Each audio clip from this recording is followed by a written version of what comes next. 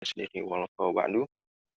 Teman-teman sekalian dirahmati Allah Subhanahu wa taala, ini pengajian lanjutan kita bahas kitab Fathul Mu'in Syarah Qurratul Ain karya Syekh Zainuddin Al-Malibari. Semoga Allah Subhanahu wa taala merahmati beliau, merahmati guru-guru kita, merahmati ulama-ulama kaum muslimin, dan merahmati orang tua serta seluruh umat Nabi Muhammad sallallahu alaihi wasallam dengan kebaikan. Sebelumnya saya mengucapkan selamat hari Idul Adha 1441 Hijriah. Taqabbalallahu minna wa minkum Idul Mubarak. Semoga Allah Subhanahu wa taala menerima amal soleh teman-teman sekalian dan menjadikan Id kali ini penuh berkah. Dan kita masih di hari Tasyrik, jadi menurut mazhab Syafi'i hari Tasyrik itu sampai tanggal 13 Zulhijjah. Jadi malam ini masih Tasyrik menurut mazhab Syafi'i, adapun menurut mayoritas ulama udah selesai tadi maghrib di Indonesia.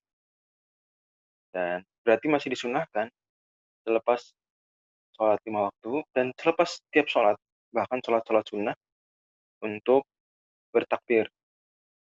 Oke, kita kemarin terakhir membahas bahwa kalau seseorang sudah sholat, di tengah-tengahnya ingat dia belum bersiwak, boleh nggak siwak di tengah sholat? Gimana? Boleh. Boleh, bahkan dianjurkan ya. Boleh bahkan disunnahkan ya. Dan itu membatalkan sholat nggak? Tidak. Ya, kalau caranya benar nggak batal ya. Kalau caranya siwaknya benar, jadi dia ambil di kantong, kemudian dia siwak, taruh, itu tidak membatalkan sholat karena gerakannya sedikit. Adapun gerakan jari saja, di mana pergelangan tangan tidak bergerak, maka ini tidak dihitung gerakan. Jadi ngitung gerakan 3 gerakan itu gerakan-gerakan besar. Adapun gerakan jari itu tidak dihitung satu gerakan. Jelas ya? Yang terakhir. Bahkan dikiaskan seperti orang dia lupa pakai peci misalnya, lupa pakai sorban, baru ingat tengah-tengah sholat disunahkan dia pakai sorban tengah-tengah. Oke, kita lanjut. Silakan dibaca, siapa yang baca nih? Ada yang minat? Saya dulu deh ya. Bismillahirrahmanirrahim. Qala Syekh Zainuddin Al-Malibari rahimahullah ta'ala, wa yata'akkadu aidan li tilawati Qur'anin aw haditsin aw ilmin syar'iyyin. Dan disunahkan juga, bahkan ditekankan kesunahannya untuk siwak setiap mau ngaji, tilawati Quran, atau membaca hadis bahkan, atau membaca ilmu syar'i. Jadi sebelum pengajian ini coba teman-teman siwakan nggak? Alhamdulillah saya tadi siwakan. Nah, jadi disunahkan seperti itu. Au taghayyuri famin rihan awlon. Oh ya, sebentar. Sebelum lanjut, ilmu syar'i yang dimaksud di sini bahkan termasuk ilmu alat. Jadi dalam pembahasan selain wakaf, ilmu alat pun termasuk ilmu syar'i, seperti nahwu, seperti soroh, balaghah. Ini termasuk ilmu syar'i. Kenapa? Karena dia membantu memahami ilmu syar'i, tapi di selain wakaf. Adapun pada pembahasan wakaf, maka ilmu syar'i cuma berapa?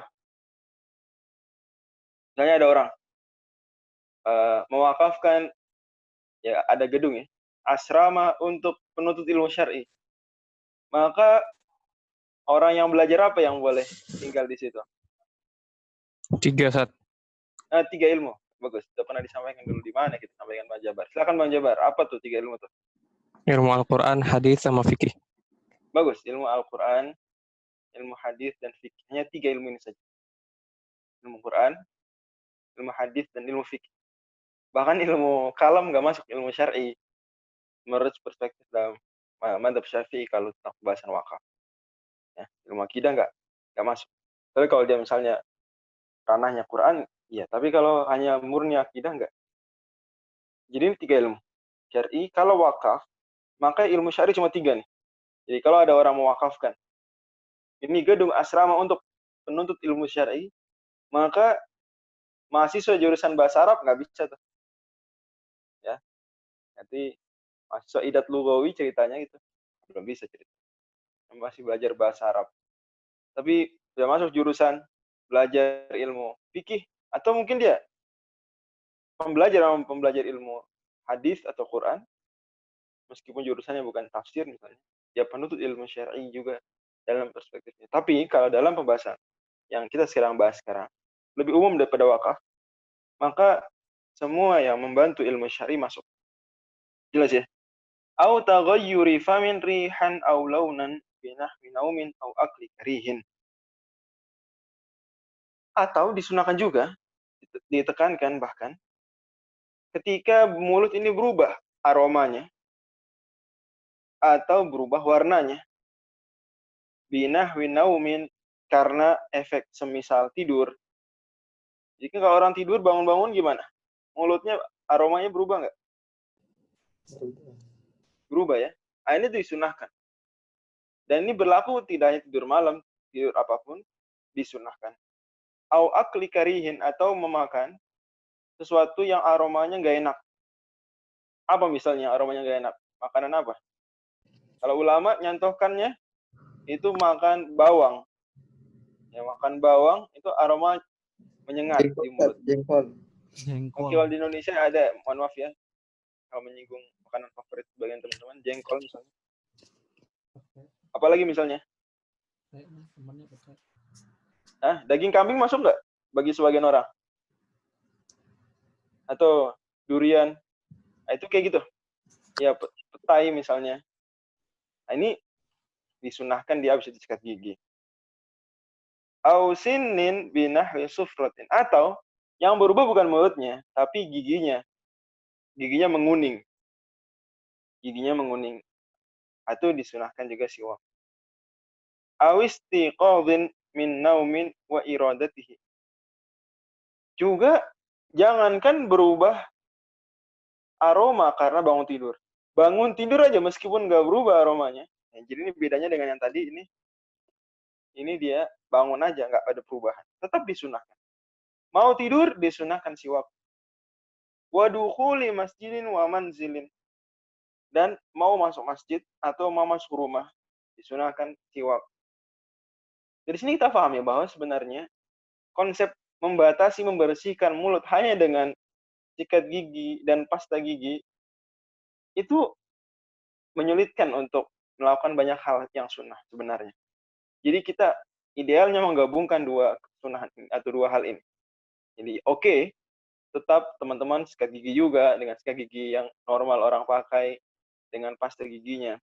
Tapi juga harus sedia siwak. Karena ada banyak sunnah yang tidak bisa kita lakukan dengan sikat gigi dan pasta gigi tersebut. Susah ya, mau masuk rumah, sikat gigi, pasta gigi, kemana dulu? Oke, seperti itu. Wa dukhuli masjidin wa manzilin. Masuk masjid dan masuk rumah. Wa fis sahari. Disunahkan juga saat waktu sahur. Ini sekitar 1:30 terus sampai subuh disunahkan. Wa indal ihtidari, disunahkan juga sikat gigi, siwak, itu kalau mohon maaf orang mau meninggal. Kalau orang mau meninggal disunahkan bersiwak. Ya tentu mungkin agak sulit kalau mau meninggalnya karena sakit parah, dia disuruh siwak sendiri mungkin agak sulit. Nah, tapi kalau dia bisa sendiri dia bersiwak.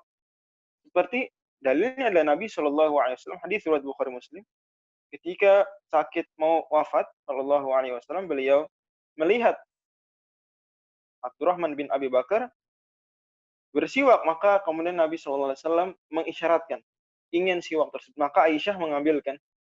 Nah, kemudian Nabi Shallallahu Alaihi Wasallam bersiwak. Nah, ini seperti itu adanya. Nah, kalau dia nggak bisa bersiwak sendiri, maka disiwakkan oleh keluarganya. Disiwakkan.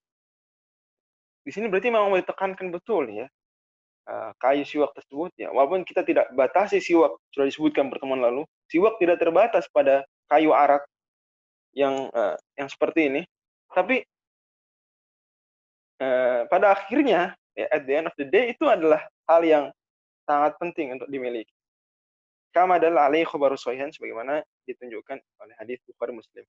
Wa yuqalu, dikatakan, innahu yusahhilu khurujar ruhi, bahwa bersiwak mempermudah keluarnya ruh. Dan ini mendukung pendapat banyak ulama bahwa ruh itu keluarnya dari mulut. Ruh keluar dari mana? Keluar dari mulut. Ini ada beberapa pendapat ulama. Ada pendapat keluar dari hidung. Jadi ruh itu ditarik melewati leher. Itu Pak, kalau melewati leher itu jelas. Karena Allah Subhanahu wa taala berfirman gimana? Di surat Al-Waqiah. Gimana ayatnya? Alaula idza balaghatil hulquma. Ketika ruh sudah sampai di tenggorokan. Hulqum. Nah, cuma ulama beda pandangan. Apa kalau mulut atau kalau hidung? Nah, nampaknya memang pendapat yang sangat kuat adalah lewat mulut, walaupun tidak bisa dipastikan juga. Nah, di antaranya adalah para ulama katakan bersiwak ini mau memudahkan keluarnya ruh lewat. Dan juga orang kalau meninggal biasanya apa? Mulutnya. Bagaimana mulutnya? Terbuka kan gitu, sampai disunahkan untuk kita menutupkan mulut. Ada juga pendapat lewati mata, tapi tidak harus keluar dari mata. Karena Nabi SAW bersabda, inna ruha idza kharajat tabi'ahul basar. Ruh kalau keluar diikuti pandangan. Berarti sebenarnya nggak keluar dari mata. Walaupun mata terbelalak. Tapi apa? Inna ruha idza qubida, ya. Inna ruha idza qubida tabi'ahul basar. Ruh kalau dicabut keluar dari mulut, mata memandang, melihat. Semoga Allah Subhanahu wa taala ampuni kesalahan kita dan memberikan kita husnul khatimah. Wa akhadha ba'dhum min dzalika ta'akkudahu lil maridi. Dan para ulama kemudian sebagiannya mengambil dari hadis tadi kesunahan bersiwak juga bagi orang yang sakit. Jadi tidak harus dia mau meninggal, sakit aja disunahkan bersiwak. Wa yanbaghi an yanwiya bis-siwakis sunnata liuthaba alaihi. Kata beliau, dan harus, yanbaghi di sini terjemahan yang lebih tepatnya adalah harus. Dia meniatkan dengan siwak itu menjalankan sunnah agar diberi pahala. Jadi siwak ini harus diniatkan apa? Melakukan ibadah sunnah. Kalau enggak, maka siwak amalan duniawi belaka. Tidak berpahala. Dari sini berarti teman-teman ingat nih, kalau lagi bersihkan gigi, bahkan bersihkan gigi dengan pasta gigi juga, ini harus diniatkan apa? Diniatkan menjalankan sunnah agar berpahala. Oke. Jadi yang bagi di sini artinya apa? Harus. Yatahattamu.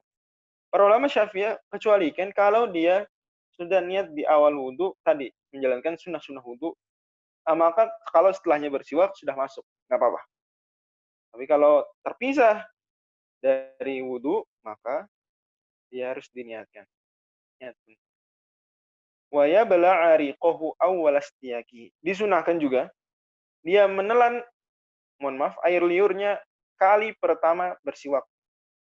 Jadi kalau baru awal siwak, itu air liur kita ditelan, disunahkan. Ditelan. Tapi yang pertamanya aja, kali pertamanya aja. Oke. Adapun kalau udah berkali-kali siwaknya, enggak. Kali pertama aja. Oke, tapi kata beliau, wa alla yamussahu, disunahkan tidak dihisap siwak tersebut. Jadi menghisap siwak, nggak buat, itu justru hal yang tidak baik. Tidak haram memang, tapi di sini disunahkan untuk tidak dia hisap kayu siwak. Wa yundabu takhlilu qabla siwaki aw ba'dahu min athari ta'am. Kemudian disunahkan juga melakukan takhlil. Takhlil artinya membersihkan sisa-sisa makanan yang menyelip di gigi. Apa bahasa Indonesianya tuh? Bersihkan sisa-sisa makanan yang menyelip di gigi, bahasa Indonesianya apa? Apa? Takhlil. Itu pokok takhlil begitu ya. Nah, jadi sebelum kita membersihkan gigi per gigi, kan siwak gitu ya, itu disunahkan ngapain dulu? Kita bersihkan. Nah, bersihkan ya bebas sebenarnya. Tapi dianjurkan bersihkannya juga dengan siwak. Dan menurut mazhab Syafi'i, disunahkannya juga dengan tangan kanan. Jadi ada sebagian ulama berpendapat, siwak, kalau dia mau membersihkan makanan, maka dengan tangan kiri. Tapi kalau mau membersihkan gigi, maka dengan tangan kanan. Ini perincian ini enggak di mazhab Syafi'i, enggak mu'tamad. Bukan pendapat yang dipakai. Tapi apa? Sama-sama tangan kanan. Alasan mereka yang bedakan bersihkan gigi dengan apa? Dengan bersihkan sisa makanan, yang bersihkan sisa makanan pakai tangan kiri, bersihkan gigi pakai tangan kanan adalah karena kata mereka, sikat gigi kalau sedang membersihkan sisa makanan itu seperti membersihkan kotoran. Lah, membersihkan kotoran itu kan berarti amalan yang dalam tanda kutip tidak mulia. Jadi kan disunahkan tangan kanan pada hal-hal yang mulia, tangan kiri pada hal-hal yang membersihkan, ya hal-hal terkait kotoran. Kata mereka, berarti kalau siwak ini dilihat, kalau dia membersihkan sisa makanan, tangan kiri. Kalau dia bersihkan gigi, tangan kanan. Tapi enggak. Pendapat mazhab Syafi'i adalah dua-duanya tangan kanan. Dan ini teman-teman perlu tahu nih, dimakruhkan bersihkan sisa-sisa makanan di gigi pakai kayu bambu tajam. Nah, jadi yang suka ada di mana tuh? Di rumah makan, bener nggak? Ada nggak di rumah makan? Kayak dikasih nggak? Tusuk gigi kita. Itu makruh itu sebenarnya tuh, makruh. Dan di sini ada dokter Habli nggak? Menurut kedokteran gigi gimana? Makruh. Itu bagus nggak tuh kayak gitu? Tapi kalau menurut fikih makruh. Menurut fikih hukumnya makruh. Karena membahayakan.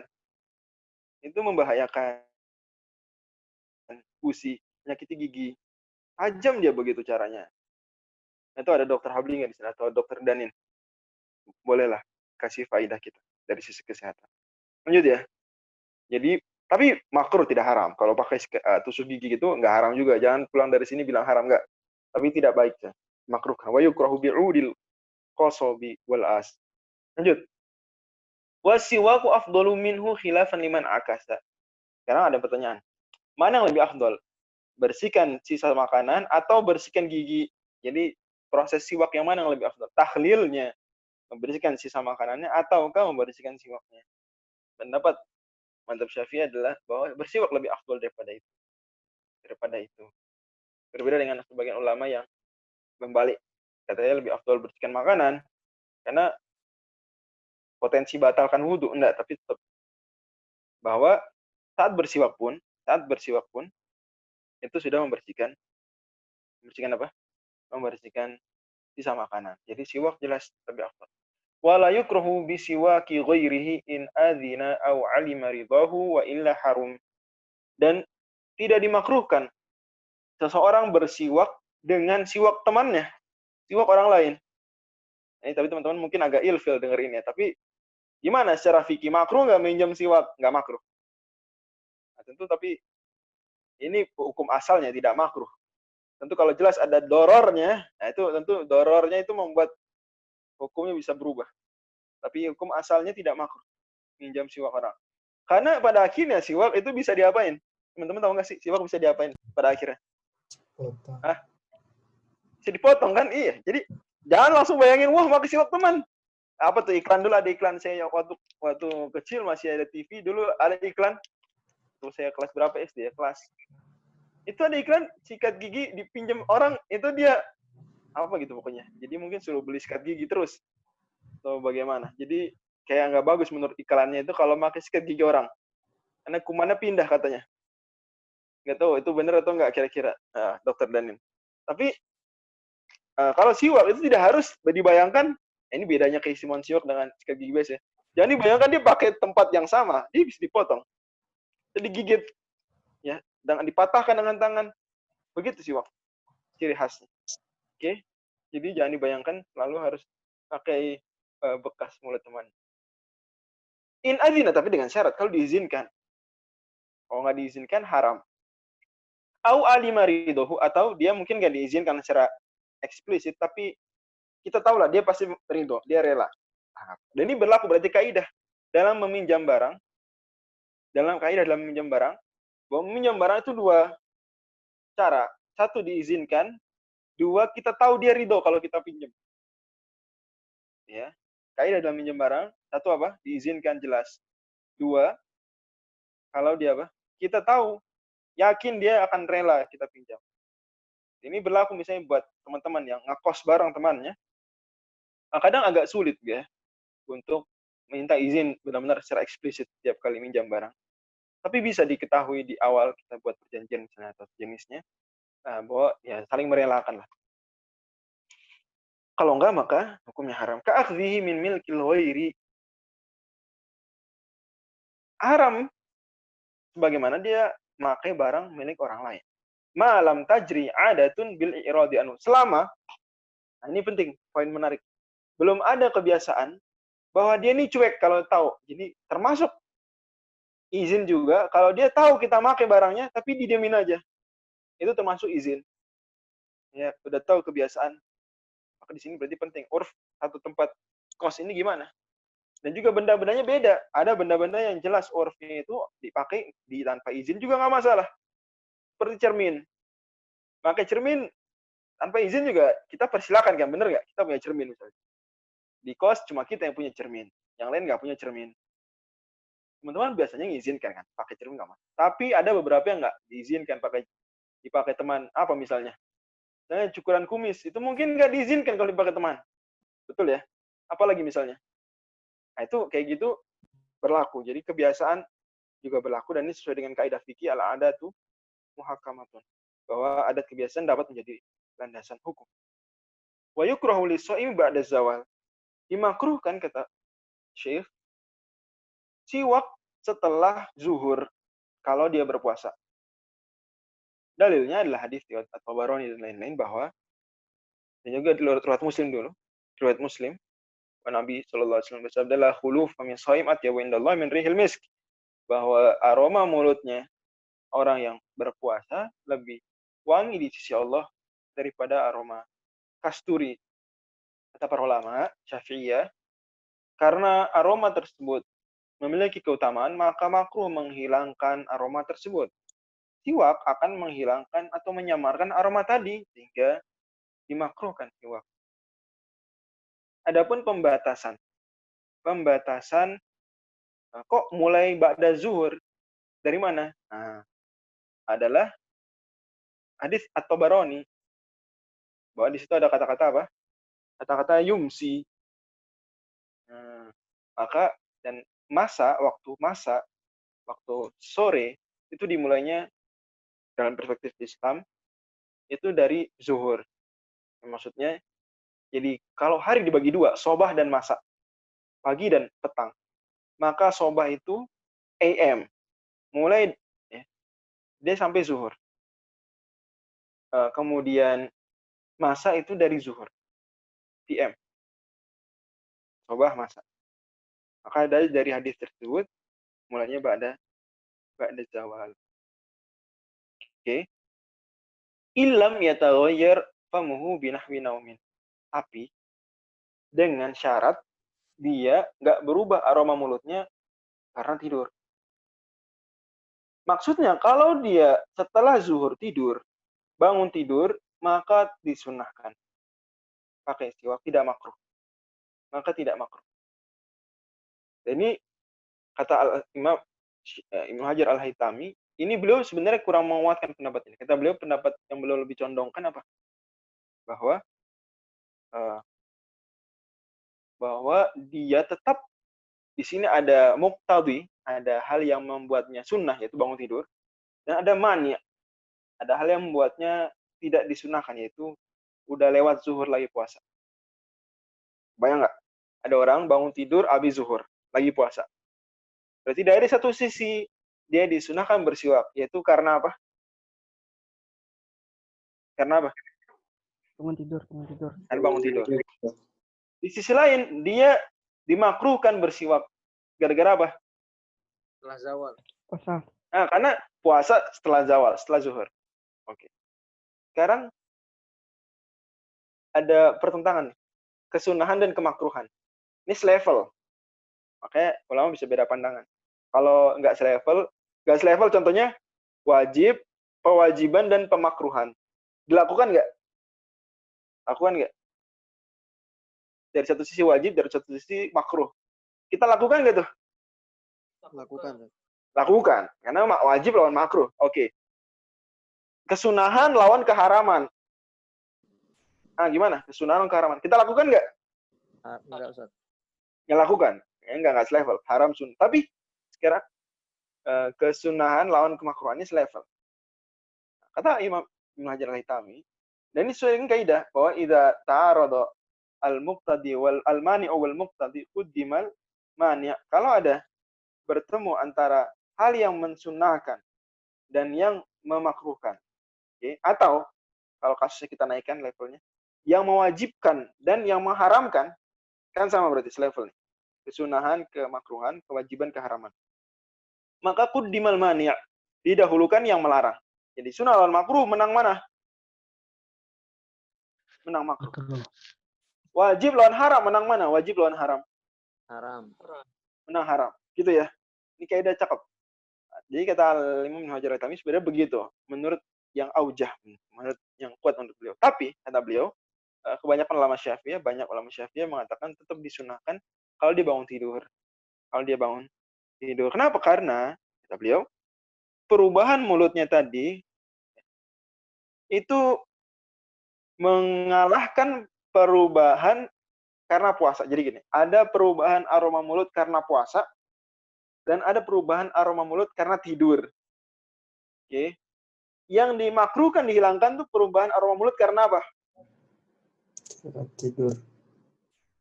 Yang dimakruhkan siwak itu karena menghilangkan perubahan aroma mulut karena Puasa.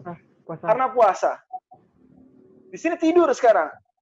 Jadi sebenarnya tetap disunahkan. Kenapa? Karena dia di sini menghilangkan perubahan aroma mulut karena tidur, bukan karena puasanya. Oh, iya. Paham ya? Paham nggak nih? Paham. Oke, kalau ada yang belum paham, bilang. Saya ulangi lagi, sekali lagi, nggak apa-apa ya. Jadi, kata Ibnu Hajar Al-Haytami dalam Tuhfah, sebenarnya kalau pakai kaidah standar, ini dia nggak disunahkan dia.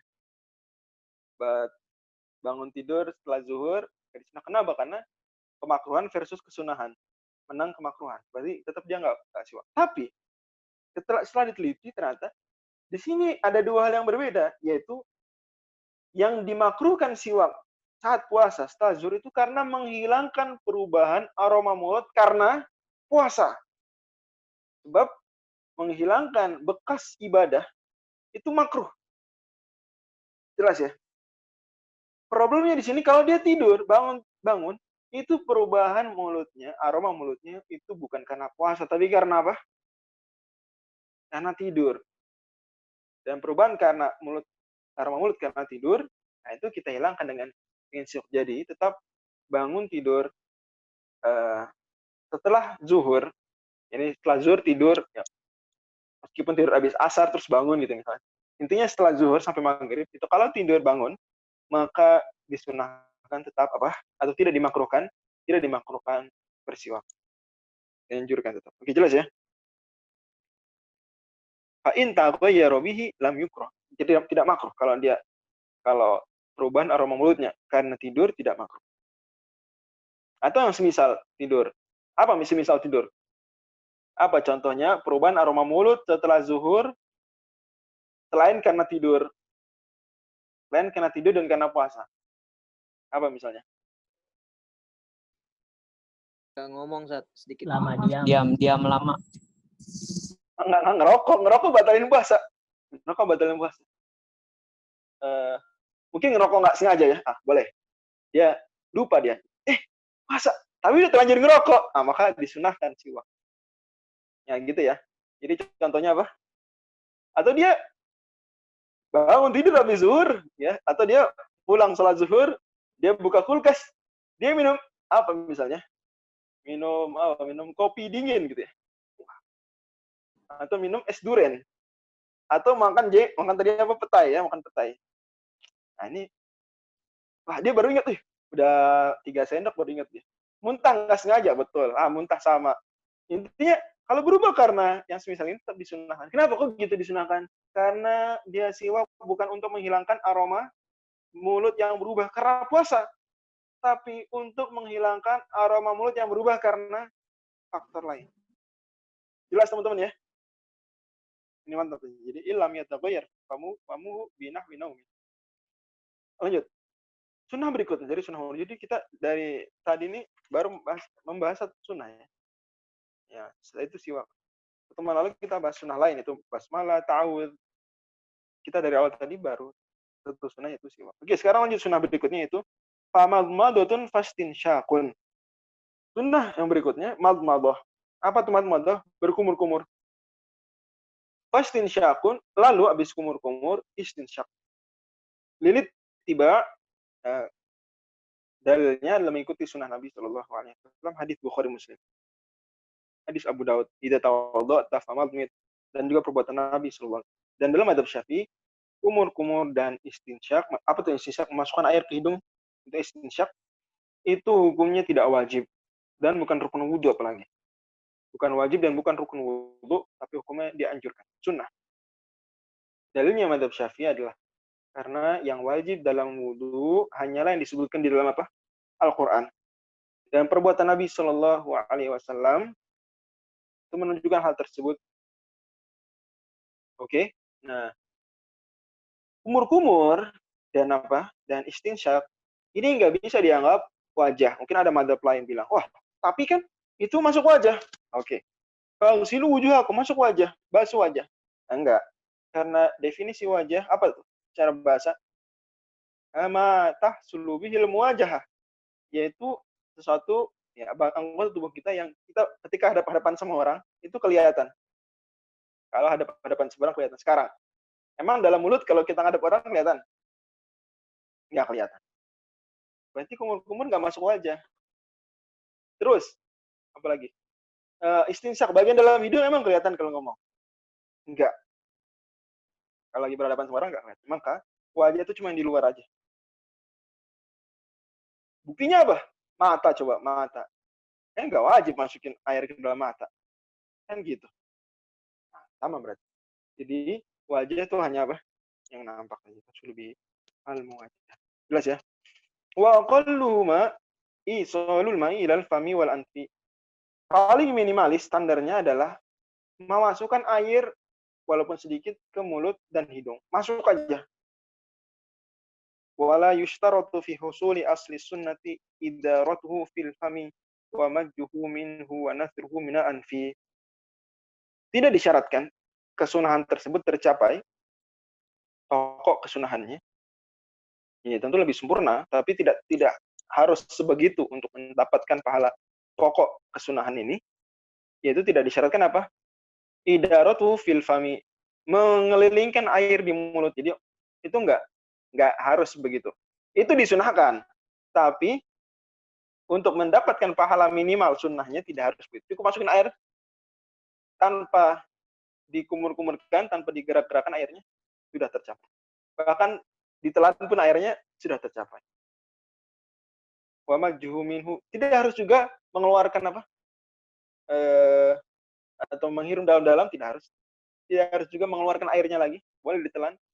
Sama juga di hidung juga begitu, tidak harus dikeluarkan lagi. Andai ketelan gitu ya, juga sudah tercapai sunnah. Tentu ini sunnah minimal. Adapun kalau sempurna bal tusannu kan mubalaghati fihi ma. Tapi disunahkan. Yang demikian itu bagaimana disunahkan juga bersungguh-sungguh saat kumur-kumur dan saat memasukkan air ke hidung. Oke, saya punya pertanyaan. Tolong dijawab. Kalau memasukkan air ke hidung, namanya istinsyaq. Mengeluarkan air dari hidung namanya apa? Istilah fikihnya. Istinsyaq. Pakai shin apa pakai sa? Tak. Pakai sa. Pakai sa. Istinsar. Ya, sebagian orang ada yang bisa pakai shin. Nggak pakai sa. Istinsar. Itu mengeluarkan. Oke, lanjut.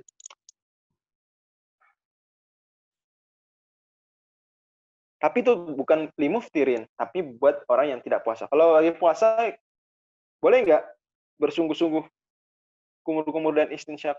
Nggak boleh. Haram. Bahkan, kalau ketelan, meskipun nggak sengaja, Asalkan dia ingat sedang puasa, nah, maka ini membatalkan puasa dia. Lil amri biha. Kenapa kok sungguh-sungguh? Karena disunahkan berdasarkan perintah Nabi. Wa baligh fil istinsyaqi illa an takuna shaiman. Hadis riwayat Bukhari Muslim. Dan sungguh-sungguhlah dalam istinsyak kecuali kalau kamu sedang berpuasa. Wa yusannu jam'uhuma. Dan disunahkan menggabungkan antara madmadah dan istinsyak. Antara kumur-kumur dan masukkan air ke hidung disunahkan digabungkan. Oke. Gimana tuh? Bisalasi ghurafin, dengan 3 kali tangkupan air. Ya tamadmadu thumma yastanshiqu min kullin minha. Per ngambil air, percidukan air, itu apa? Kumur-kumur. Kemudian masih dengan air yang sama, dengan tangkupan air yang sama, masukkan air ke hidung. Kemudian keluarkan air dari mulut dan keluarkan istinshar dengan tangan kiri. Ambil tangan kanan, kumur-kumur dulu, masukkan ke mulut, kemudian air masih ada sedikit, masukkan ke hidung, kemudian keluarkan 2 atau 3 begitu. Nah, ini cara paling utama. Cara paling utama. Adapun selain cara ini, maka dapat tetap kesunahannya, cuma tidak afdol. Ini artinya kalah afdol dengan yang ini. Jelas ya? Jadi ini yang paling afdolnya saja. Adapun selain cara ini, gimana kalau dia ambil air kumur-kumur, terus buang, ambil air lagi, masukin air ke hidung, buang, boleh. Atau ambil air kumur-kumur, keluarin, ambil air kumur-kumur lagi, ambil air kumur-kumur lagi 3 kali, baru habis itu istinsyak 3 kali, boleh juga. Silakan. Semuanya tercapai sunnahnya. Tapi yang paling afdal adalah dengan cara tadi berdasarkan perbuatan Nabi Shallallahu Alaihi Wasallam. Jelas sampai sini ya? Jelas nggak cara menggabungkan air kumur-kumur dan istinsyak? Jelas nggak? Jelas ya. Oke. Belajar ya. Mungkin ada teman-teman belum terbiasa. Jujur saya dulu awal banget waktu SD itu tahu kayak gini, bingung ya. Gimana caranya air sedikit gitu bisa buat kumur-kumur aja udah syukur. Ini kumur-kumur plus masukin air ke hidung. Ya itu kalau belum biasa bingung gitu. Tapi kalau udah biasa, insya Allah akan mudah. Oke. Ustaz, Coba diamalkan. Ya silakan. kalau dari hidung terus masuk ke rongga mulut sekaligus, tapi masuknya dari dalam rongga dalam, itu boleh, Ustaz. Temen Anda bisa soalnya. Kalau boleh ya nggak haram memang. Nggak haram ya. Cuma apakah itu dianggap madmadah atau tidak itu problem. Saya tidak berani jawab. Tapi menarik ya. Istinsarnya itu dari mulut. Oh, istinsar dari mulut. Itu ya problem. Di sini kumur-kumur dia gimana? Kumur-kumurnya dari depan apa dari dalam? Masukin airnya.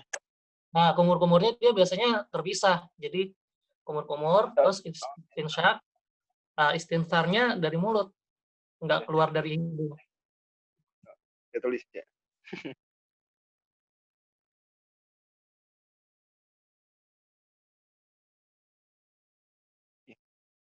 Oke, lanjut ya. Jelas nih. Wa mashu kulli ra'sin. Sunnah berikutnya adalah mengusap seluruh kepala. Karena saya tanya. Yang wajib, yang rukun itu apa? Terkait kepala. Sebagian. Mengusap sebagian. Sebagian itu batasnya apa sebagian itu? Batas minimalnya berapa? Bagian tuh. Bagian kepala. Sehelai rambut. Setengah rambut, Pak. Sebagian sehelai rambut. Jadi sebagian dari sehelai rambut itu udah sah. Jadi tapi dengan syarat rambutnya fihat diroksi, rambutnya di area kepala. Gitu, jangan lupa nih. Jadi oke. Dan harus di rambut nggak? Nggak harus. Nggak harus di rambut. Kalau botak atau jangankan nggak botak ya, dia ada di contoh bagian nggak ada rambutnya, dia di situ sah juga. Jadi membasuh sebagian kepala itu bahkan nggak ada rambut sah juga. Bahkan rambut hanya sebagian helai, sah juga. Tapi dengan syarat di kepala. Jadi patokannya justru kepala, bukan rambutnya. Patokannya kepalanya. Kalau rambut kita, saya perempuan ya, perempuan rambutnya sampai bahu, basuh rambut di bahu sah nggak? Atau usap rambut di bahu, sah nggak? Itu. Sah nggak? Nggak sah. Enggak, Ustaz. Tidak Ustaz, karena Karena apa? Karena tidak di kepala. Di Kan Allah kepala. nyuruhnya apa? Allah nyuruhnya apa? Wamsahu musab birusikum. di kepala. Usaplah sebagian kepala. Nggak, bukan sebagian rambut, sebagian kepala. Gitu ya. Pentingnya. Nah, tapi disunahkan mengusap seluruh kepala. Lilit tiba. Dalilnya karena Nabi melakukan itu. Bahkan lebih banyak Nabi melakukan itu. Nabi lebih banyak hadis-hadisnya itu menunjukkan beliau mengusap seluruh kepala. Istilahnya lain, istilah fikihnya apa? Mengusap seluruh kepala, istilah fikihnya apa? Isti'ab. Bagus ya, isti'ab. Isti'ab. Oke. Dalil kedua, wa khurujan min khilafi Malik wa Ahmad. Dan agar kita terbebas dari perbedaan pendapat yang mewajibkan mengusap seluruh kepala. Siapa? Imam Malik dan Imam Ahmad. Imam Malik dan Imam Ahmad mewajibkan usap seluruh kepala. Maka kalau kita sebagian kepala saja, maka tidak sah menurut dua imam tersebut. Nah, kan problem kita, ngeri juga menurut dua imam nggak sah. Nah, maka kaidah fikihnya gimana? Al-khuruju minal khilafi mustahabun. Keluar dari perbedaan ulama disunnahkan. Jadi kalau ulama beda pandangan, ini sah apa nggak sah, kita ambil selamat lah, ambil safety-nya, yaitu ambil amannya, kita seluruhnya. Tapi ini sunnah, tidak wajib. Jelas ya? Fa in iqtasara 'alal ba'dhi fal aula an yakuna huwa an-nasiyata. Kalau dia mau mencukupkan diri mengusap sebagian kepala, maka yang mana yang paling afdol? Bagian mana yang paling afdol diusap? Nasiyah, ubun-ubun, rambut depan. Bagaimana Nabi juga melakukan itu. Wal aula fi kaifiyatihi an yad'a yadayhi 'ala muqaddami ra'sihi mulsiqan musabbihatahu bil ukhra wa ibhamahu 'ala sudghaihi. Oke. Yang paling afdol kalau mau seluruh kepala gimana? Jadi paling afdol nih. Sebenarnya kalau dia mau cara apapun sah juga, ya. Bahkan mau disiram kepala pun sah. Nah, tapi yang afdol gimana? Wal aula yang paling utama caranya adalah dia meletakkan kedua tangannya di depan kepala. Oke. Menempelkan telunjuknya dengan telunjuk. Oke. Wa ibahamaihi ala sudghaihi. Jempolnya di sudul. Sudul itu adalah area antara mata dan telinga. Oke. Jelas nih, jelas nggak sampai sini? Tsumma yadhhaba bihima ma'a baqiyati asabi'ihi ghairil ibhamaini liqafah. Kemudian apa saya buka? Kemudian dia menggerakkan ke belakang, ke qafah, ke apa namanya ini, tengkuk belakang bersama jari-jari lain selain jempol. Jadi jempol stay. Jempolnya stay di mana? Di sudul. Jadi begini. Sampai telunjuknya nih, ingat telunjuk sampai mana? Tengkuk belakang. Tsumma yaruddahuma ilal mabda'i in kana lahu sya'run yanqalib. Kemudian kalau dia punya rambut yang bisa depan belakang ini, ya rambut gondrong bisa rata-rata bisa, kalau sebagian rambut enggak, maka dia ke depan lagi. Ya, jadi gitu, ke depan lagi. Oke. Wa illa, kalau dia rambutnya sedikit ya, cuma bisa ke belakang, maka fal yaktasir ala dzahab. Maka cukup dia apa? Ke belakang aja. Jadi nggak usah ke depan lagi. Jadi kalau rambutnya kemungkinan cuma terusap satu arah saja, ya sudah, arah. Nggak usah balik, ya. Itu juga rambutnya. Berarti kalau rambut orang sangat botak ya, bersih, maka dia nggak ada balik ke depan, nggak. Tapi cukup dia apa? Ke depan, ke belakang aja. Wa in kana ala ra'si imamatun. Kalau di kepalanya ada imamah, ada apa namanya? Sorban, ada ya sorban dengan beragam variasinya. imamah au qalan suwatun atau peci ta'ammama 'alaiha ba'da mashin nasiyah, maka dia memakai imamahnya itu setelah usap nasiyah,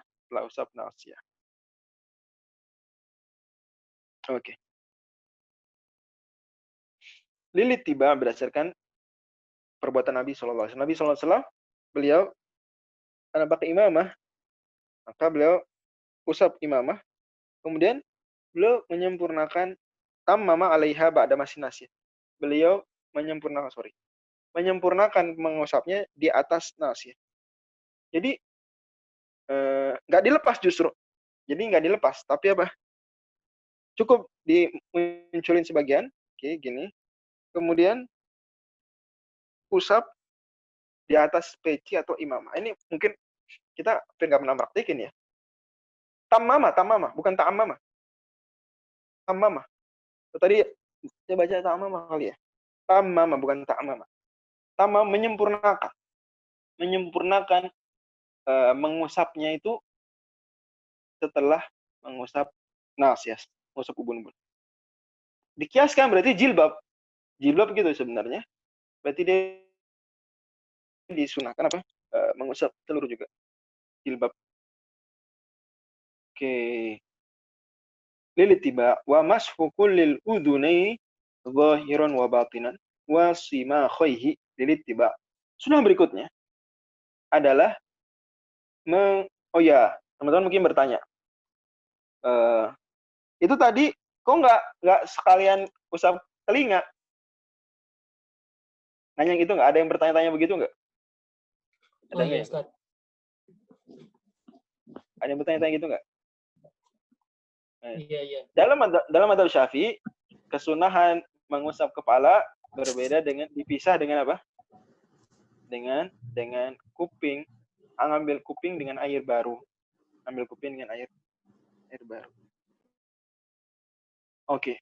Dan dalam madzhab Syafi'i juga disunahkan 3 kali. Jadi nggak sekali. Jadi 3 kali. Tetap meskipun kepala 3 kali. Jelas ya? Ya tadi ada yang bilang tammama, bukan ta'ammama. Tammama 'alaiha ba'da mashin nasiyah. Ini menyempurnakan mengusapnya di surbannya dan di pecinya setelah mengusap ubun-ubun, diterusin sempurnakan. Jadi nggak harus dia mencopot. Wa mashu kullil udunaini zahiran wa batinan. Sunnah berikutnya adalah dia mengusap seluruh kupingnya, dua kupingnya, zahiran wa batinan, yang luar dan yang dalam. Wa sumakhaihi, bahkan termasuk lubang telinganya. Tentu nggak harus masukin air ke dalam, tapi intinya yang terjangkau jarinya disuruh. Jadi tiba berdasarkan perbuatan Nabi Shallallahu Alaihi Wasallam. Oke. Wala yusannu mashur raqabati, dan tidak disunahkan mengusap raqabah, leher. Enggak disunahkan. Idlam yathbut fihi syai'un, karena tidak ada dalilnya sedikit pun. Qala an-Nawawi bal huwa bid'atun haditsu maudhu'. Bahkan kata Imam An-Nawawi, perbuatan tersebut adalah bid'ah. Dan kalau ulama bilang bid'ah, maka pada dasarnya konteksnya negatif. Ya, istilah bid'ah bagaimana dijelaskan oleh Imam Asyuti dalam kitab dia Al-Amru bil Ittiba', itu kitab itu juga disebut juga dengan Haqiqatus Sunnati wal Bid'ah. Imam Asyuti bilang bahwa bid'ah meskipun dalam madzhab Syafi'i hukumnya tidak satu, bisa hukumnya 5 wajib, bisa ada bid'ah wajib, ada bid'ah sunnah, ada bid'ah mubah, ada bid'ah makruh, ada bid'ah haram. Tapi kalau dibilang bid'ah gitu aja, itu pada dasarnya maksudnya apa? Negatif, ya, makruh atau haram. Maksudnya negatif, makruh atau haram. Huwa bid'ah. Justru kata Imam Nawawi, apa yang bid'ah? Mengusap leher itu bid'ah. Dan hadisnya maudhu'. Dan hadis maudhu' dalil bukan? Bisa jadi dalil nggak dalam madzhab Syafi'i? Nggak bisa, dalam semua madzhab nggak bisa hadis maudhu'. Bahkan hadis dhaif saja menurut madzhab Syafi'i bukan dalil. Ya, hadis dhaif tidak bisa dijadikan landasan. Wa dalku a'dha'in wa huwa imrarul yadi 'alaiha aqiba mulaqatiha lil ma'i khurujan min khilafi ma aujabahu. Sunnah berikutnya adalah memijat anggota wudu. Pijat. Apa tuh maksudnya? Yaitu menggerakkan tangan di atas anggota wudhu selepas dia kena air. Jadi air atau dipijat. Khurujan min khilafi man aujabah, agar keluar dari perbedaan ulama yang mewajibkan. Jadi ada sebagian ulama mewajibkan kalau wudhu itu harus apa? Harus dipijat. Tapi nggak wajib. Bahkan kita sudah bahas ya bahwa orang nyemplung saja. Nah, niat wudhu, itu sudah sah. Itu nggak ada pijat-pijat dia. Mandi pun gitu, nggak ada. Dia nyemplung dengan niat mandi, sah. Nggak ada pijat-pijat. Tapi ada yang mewajibkan. Maka untuk keluar dari perbedaan tersebut, dianjurkan, disunahkan dia pijat. Dan itu perbuatan Nabi SAW. Wa takhlilu lihiyatin kastatin. Sunnah berikutnya adalah menyela-nyela jenggot yang tebal. Wal afdalu kaunuhu bi asabi'i yumnahu wa min asfala ma'a tafriqiha. Dan yang paling afdol adalah, jadi kalau janggut tebal, sekarang sebelumnya, apa patokan janggut disebut tebal? Kapan disebut tebal dalam fikih? Kalau nggak kelihatan dalamnya, kulit. Kalau nggak kelihatan kulitnya, kapan? Pas ngobrol. Dari Monas. Pas Jika lagi dari mana? ngomong Jika berdua. berhadapan, Ustaz. Di majelis takhatub urfan. Jadi kapan disebut tebal? Kalau nggak kelihatan kulitnya di balik janggut tersebut saat dia ngobrol biasa. Nah, gitu ya. Bagus. Kalau nggak kelihatan berarti tebal, kalau kelihatan berarti nggak tebal. Berarti di sini kalau tebal, hukumnya gimana? Wajib nggak diusap sampai dalam? Dibasuh sampai dalam wajib nggak? Kalau tebal sunnah ya, nggak wajib. Tapi kalau tipis bisa kelihatan Wajib aja. wajib. Hati-hati nih, ya. Hati-hati. Penting banget. Wajib ya janggutnya. Teman-teman perhatikan betul. Jangan sampai nganggap remeh, mentang-mentang ada wajah. Enggak, harus diperhatikan. Harus disela kalau memang tipis. Harus masuk airnya di kulit. Walaupun yang paling afdal adalah dia menggunakan tangan kanannya dan dari bawah. Jadi setelah ya, gini. Itu paling afdal. Jadi jarinya dibuka, tangan kanan dan dari bawah. Itu cara menyela janggut tebal paling afdal. Tapi kalau dari depan gini nggak masalah juga, atau dari samping bebas saja. Tapi lebih afdal dan dibuka jarinya, disela.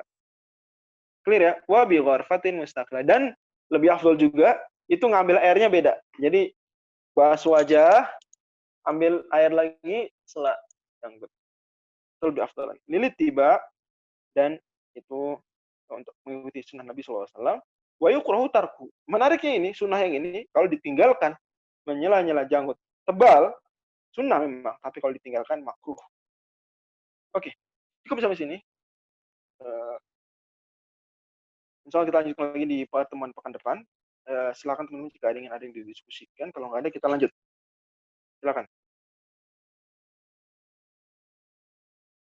Nah, tadi ada pertanyaan sebenarnya dulu.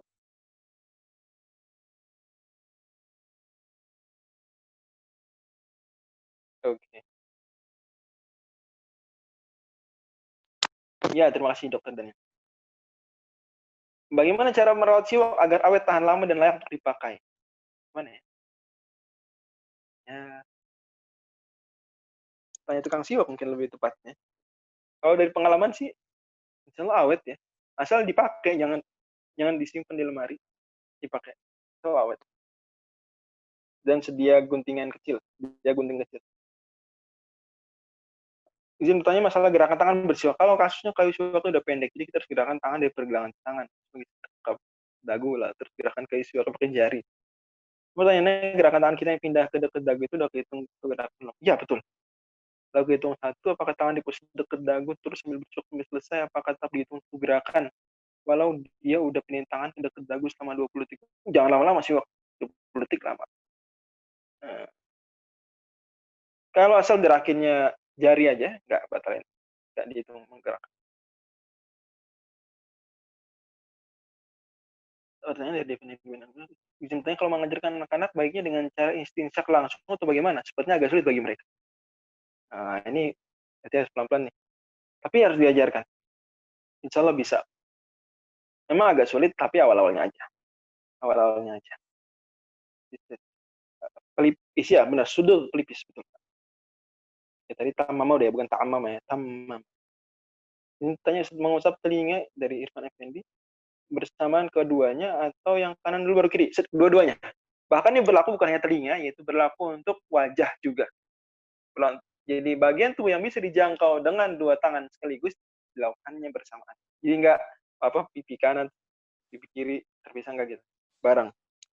Sama ke telinga juga sama. Oke, jazakallah khair. Yang disunahkan takhlid itu hanya lihya atau juga arid. Hati-hati nih, jangan lupa. Jangan lupa yang di selai rambut di wajah tuh wajib dibasuh di sela-sela sampai kulitnya. Meskipun tebal, kumis tebal wajib. Yang dibedakan hanya janggut saja karena dia sudah di bagian dagu sebenarnya. Gitu. Itu aja hanya janggut. Selain itu cambang harus. Oke, dari Fakrezi M, penduduk tema. Nanti mustautin sebenarnya penduduk tetap atau penduduk setempat. Penduduk tetap. Dan patokan mustautin itu bagaimana? Yaitu yang dia memang mungkin di situ tinggal di situ. Sederhananya kayak kalau kita punya kontrakan di situ atau rumah di situ. Jadi akan itu kita mengusap kepala, laki-laki disunahkan untuk balik lagi ketika rambutnya lebat. Dan cukup sekali ketika tipis. Bagaimana untuk perempuan? Ya, perempuan sama laki-laki akan balik lagi. Tujuannya mengusap leher tidak masuk bagian gurau, enggak. Karena dia hanya berlaku tangan dan kaki. Leher enggak. Hadisnya monggo dan itu bid'ah. Oke. Ada lagi 1 menit. Terima kasih banyak atas perhatian teman-teman sekalian. Semoga jadi ilmu yang bermanfaat dan amal yang soleh. Mohon maaf kalau ada yang kurang berkenan, dan sekali lagi selamat Adha. Taqabbalallahu minna wa minkum. Dan mati-mati lampau di review ya. Insya Allah kita pekan depan ada kuis lagi. Insya Allah pekan depan. Karena sudah harusnya pekan lalu ya harusnya. Cuma pekan lalu nggak sempat. Kan ini juga Lebaran. Insya Allah pekan depan untuk bulan Dzul Qa'dah. Pekan depan insya Allah. Palingnya di-share, disiapkan. Nanti nilainya diakumulasi. Jadi teman-teman perlu untuk mereview. Dan aku lihat ini bagian dari pembelajaran kita. Jadi harapannya kita istiqomah, walaupun pusatnya begini aja, payah gitu ya. Dan bahasanya mungkin teman-teman bete. Ini istiqomah, ini ujian ya. Semoga kita diberikan keistimewaan. Oke, itu ya. Subhanallah nikah, sudah letak. Baik, wa jazakumullahu khairan juga untuk teman-teman sekalian. Assalamualaikum warahmatullahi wabarakatuh.